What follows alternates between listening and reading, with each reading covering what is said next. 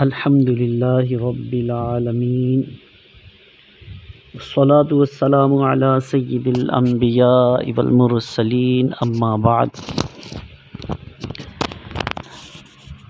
میں فلسطین کی ایک بالشت زمین بھی نہیں دے سکتا، یہ جملہ سلطنت عثمانیہ کے آخری با اختیار خلیفہ سلطان عبد الحمید خان ثانی جو تھے، یہ ان کا کہا ہوا۔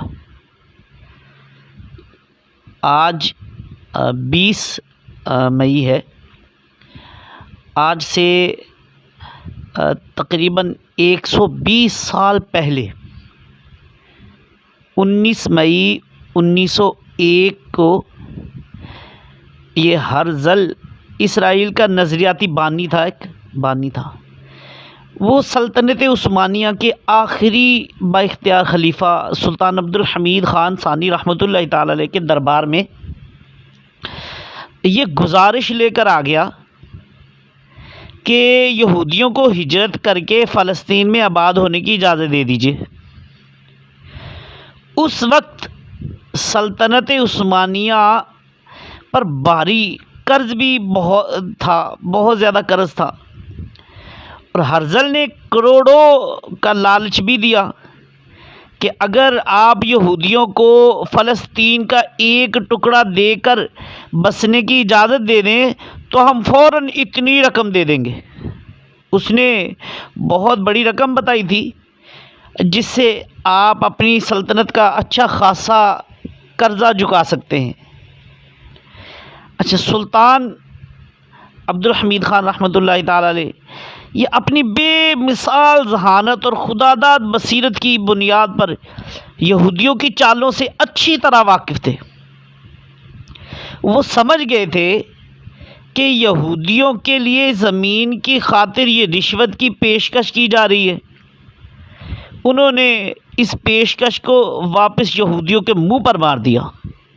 یہی نہیں بلکہ انہوں نے اپنی فراست سے سلطان بنتے ہی 1876 میں ایک فرمان جاری کر دیا۔ فرمان کیا جاری کیا تھا کہ سلطنت عثمانیہ کے دائرے میں کہیں بھی کوئی بھی زمین یہودیوں کو کسی بھی قیمت پر نہیں دی جا سکتی، کسی بھی قیمت پر بیچی نہیں جا سکتی۔ اچھا، سلطان نے اس دن ہرزل کو جو جوابات دیے وہ آب زر سے لکھے جانے کے قابل ہیں۔ سنیے، سلطان عبد الحمید خان رحمۃ اللہ تعالی علیہ نے کہا کہ میں فلسطین کی ایک بالشت زمین بھی نہیں دے سکتا۔ کہنے لگے فلسطین امت مسلمہ کا حق ہے اور اس کے لیے وقف ہے جس میں ایسے کسی تصرف کی کوئی گنجائش ہی نہیں۔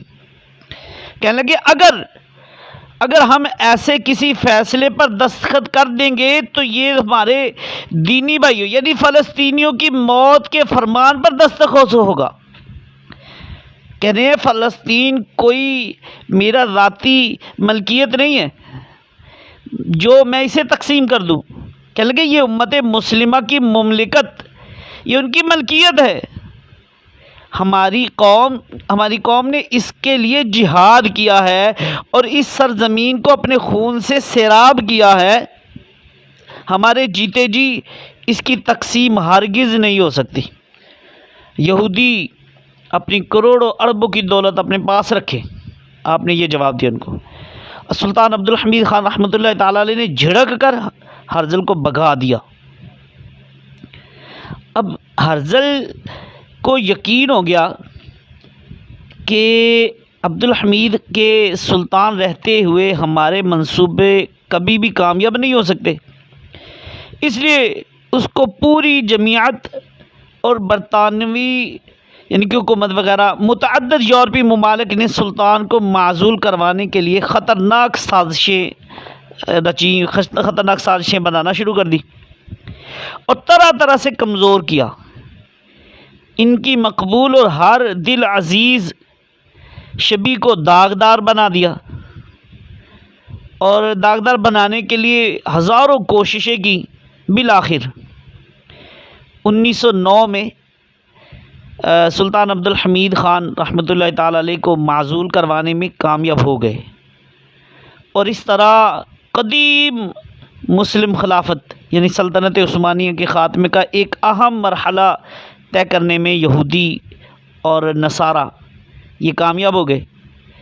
اور 1917 میں پہلی جنگ عظیم نے برطانیہ نے فلسطینیوں پر قبضہ کر لیا، اور چند ہی سالوں میں سلطنت عثمانیہ کے ٹکڑے ٹکڑے کر کے ختم کر دیا گیا۔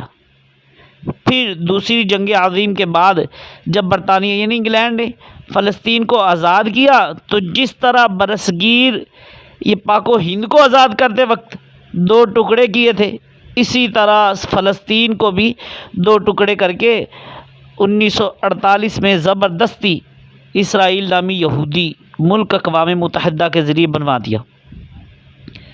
اور خلافت کے خاتمے نے امت مسلمہ کو ایسا بکھیرا کہ امت آج تک اپنی سیاسی وحدت دوبارہ نہ پا سکی اور مسلسل پستیوں میں گرتی چلی گئی۔ کاش 50 ٹکڑوں میں بٹے ہوئے اور اپنے مفادات بلکہ مغرب کی غلامی کر رہے امت کے ان حاکموں کو آج احساس ہوتا کہ امت کسے کہتے ہیں، اور عزت اور شوکت کے لیے امت کی سیاسی وحدت اور قوت اجتماعی کس قدر ضروری ہے۔ کاش ان کو سمجھ آ جائے۔ وہ زمانے میں معزز تھے مسلمہ ہو کر، اور ہم خوار ہوئے تارک قرآن ہو کر۔ یہودی ہمارا دوست نہیں ہو سکتا، عیسائی ہمارا دوست نہیں ہو سکتا۔ قرآن پاک کا یہ اصول ہے، یہ قاعدہ ہے، مسلمان کی ایک شان ہے، اور مسلمان کافروں پر بھاری ہے۔ اس کو اپنی شان نہیں معلوم، لیکن افسوس کہ یہودی ہمارے اسلامی تعلیمات پر عمل کر کے ہمارے اوپر ہی جو ہے قبضہ کر رہے ہیں، اور مسلمان افسوس اپنے دینی شعار کو چھوڑ کر یہودیوں کی نقل کر رہے ہیں۔ اللہ پاک ہمیں اسلامی تعلیمات پر عمل کرنے کی توفیق عطا فرمائے، مسلمانوں کو دوبارہ اللہ پاک عروج اور ترقیاں عطا فرمائے، اور فلسطین کو یہودیوں کے قبضے سے نجات عطا فرمائے، اور یہودیوں کو نیست و نابود فرمائے۔